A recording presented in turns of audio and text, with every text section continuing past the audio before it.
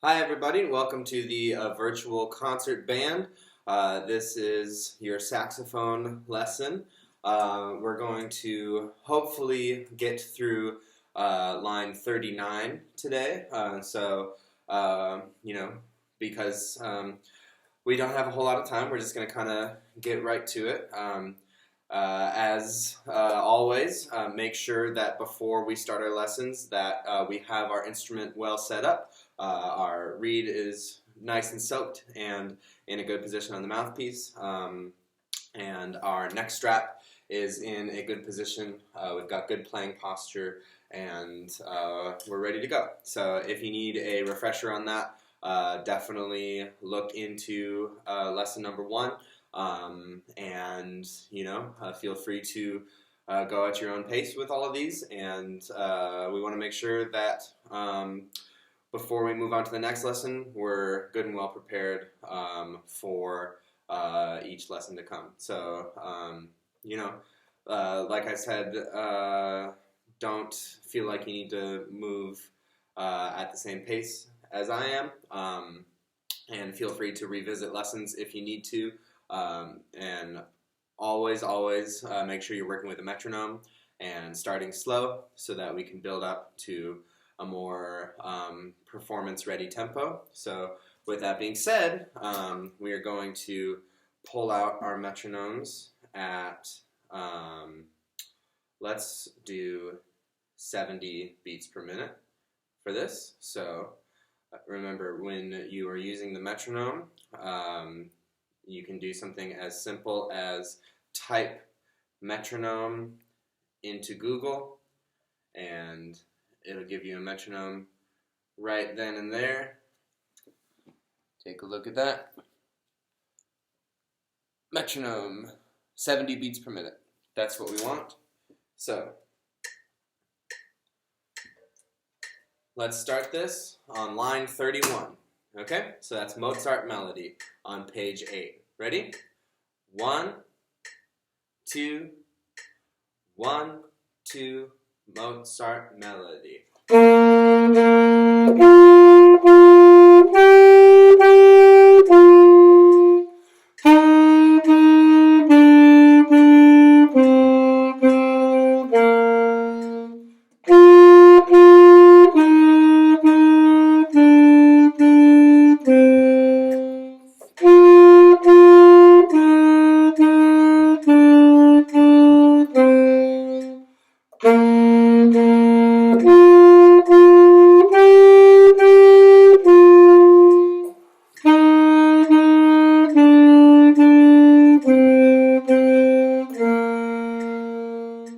Cool.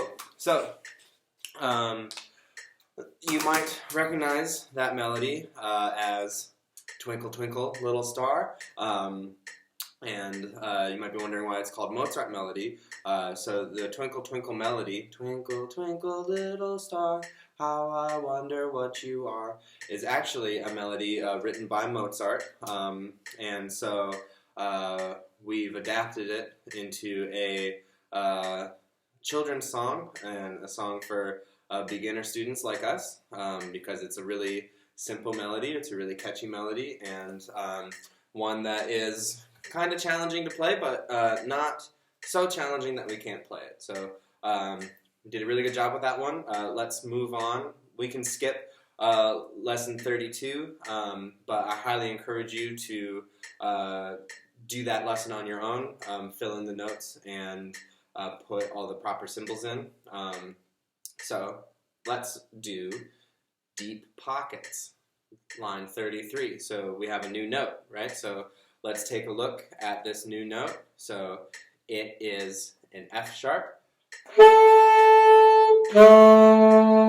otherwise known as concert A. So when we are adding a new note, we want to really familiarize ourselves with this new note. So let's just play a few long tones on the FSharp. So let's do that for 4 beats, then we'll rest, and then play it for 4 beats. We'll do that 2 times, okay? FSharp. 1, 2, 1, 2, F sharp, go. Rest, 2, 3, 4. Rest, 2, 3, 4. Rest, 2, 3, 4. Rest, 2, 3, 4. So we want to be really careful with this F sharp that we're not playing the higher octave. We want to hear this note and not this note. Some ways that we can make sure that the note stays lower is we don't want to activate our octave key right here with our thumb. We want to keep that out of our fingering for the lower note, and we also want to make sure that our embouchure is tight, but not so tight that the note jumps up an octave like this.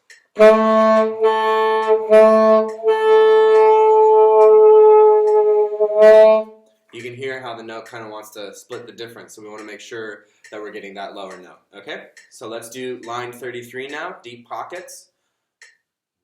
Take a look at your fingerings before we start. So the first note is a G. So we want to make sure we know what our fingers are supposed to do. So G is these 3 fingers, and then F sharp. You simply add that finger to it. So familiarize yourself with moving between G and F sharp. Make sure that you can read the F sharp when it appears on the staff. Remember, each space is F, A, C, E. And that's where you'll find the F sharp. And yeah, so before we start, just make sure you take a look at the music, and to hold the fermata, I'm just going to hold my hand out and then cut you off like that, okay? So line 33, 1, 2, 1, 2, ready, go.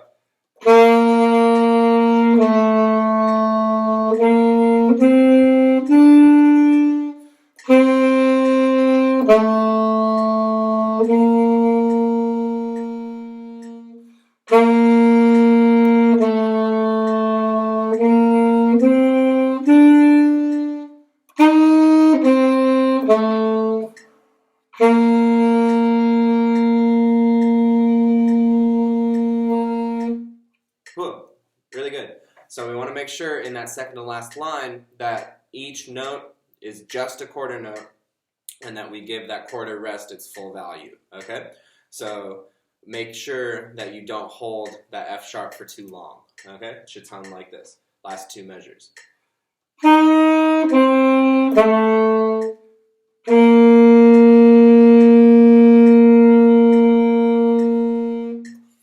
Okay? Really good job. So now let's do number 34, Doodle All Day. Really remember, take a look at this music, see where the rests are, see where all of the notes are, see where that F sharp is going to pop up. We have A to F sharp, so let's make sure that we can maneuver A, then to F sharp. A, F sharp. A, F sharp. So let's try to put that in context now and make sure at the end we have a repeat sign, right? So let's take that repeat, okay? Line 34. 1, 2, 34, ready, play.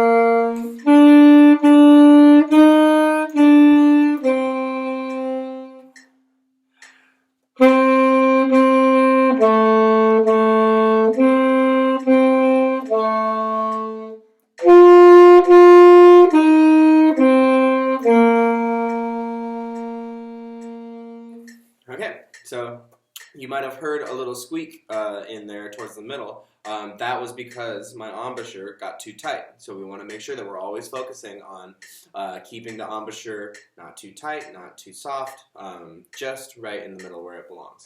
And the way that we get better at that is through long tones. So make sure that you're practicing your long tones all the time. Make sure that before every time you pick up your saxophone, you have a diligent practice of playing a few long tones to warm up first, okay?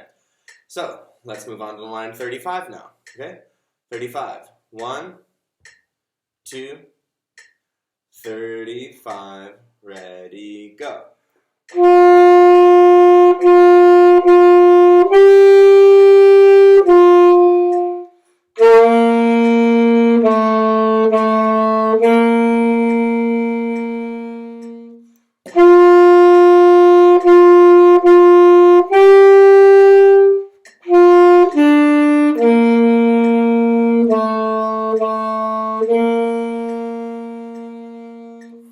Okay, so we want to make sure that when we're taking those breaths that we don't lose time to take the breath. Remember, it's starting on measure 5.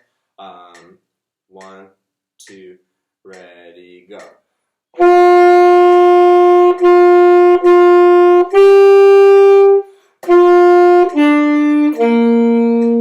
So those breaths happen really fast so that we can keep the song moving, okay?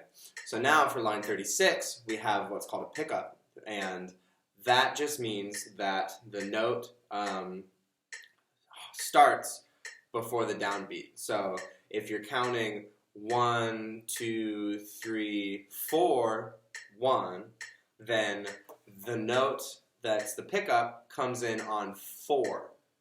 We're used to notes coming in on 1, but this note comes in on 4 because it gives the music a nice dramatic effect. So let's play through that, and remember, we're going to count 1, 2, 3. Play, play. So I'm going to give you one full measure, and then the next measure is going to be the pickup measure, okay? So 1, 2, 3, 4. 1, 2, 3.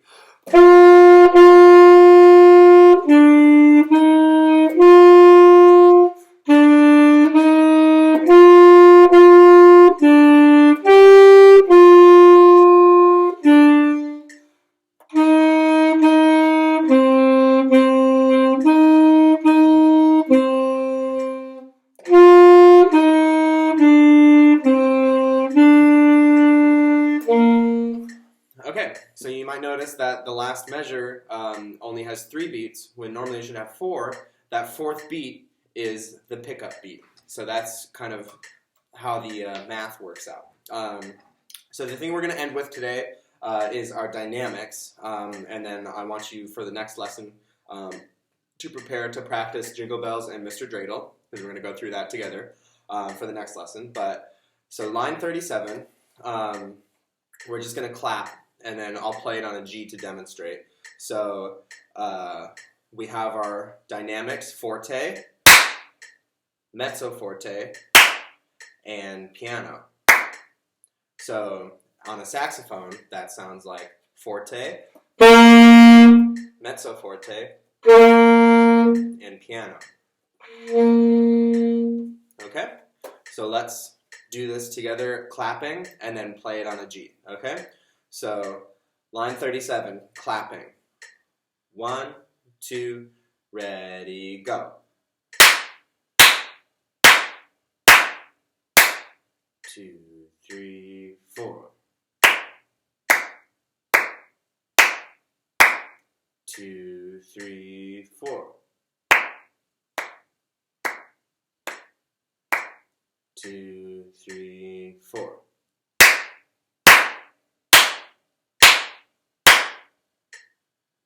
Repeat. 2, 3, 4. 2, 3, 4. 2, 3, 4.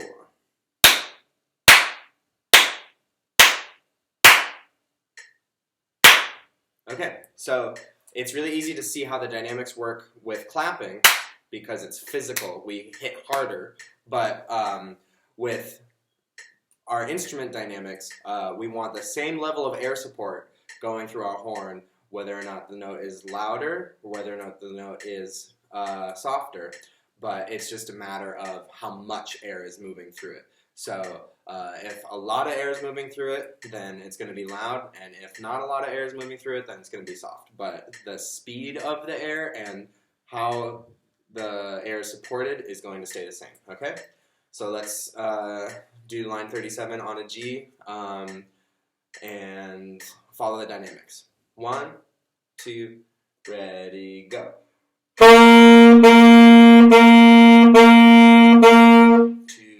3, 4. 2, 3, 4. 2, 3, 4.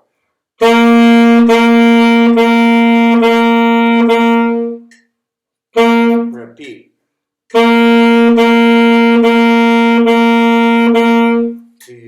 3, 4.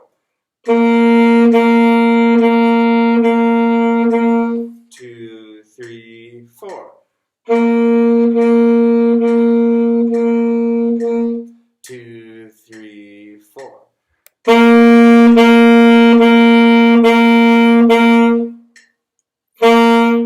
Okay, so it's really good work. That's all the time we have for today, unfortunately. But stick around for the next lesson, and we will move on to Jingle Bells and Mr. Dreidel. Okay? Or, sorry, my Dreidel. So, I'll see you next week. Great job, everybody. Take care.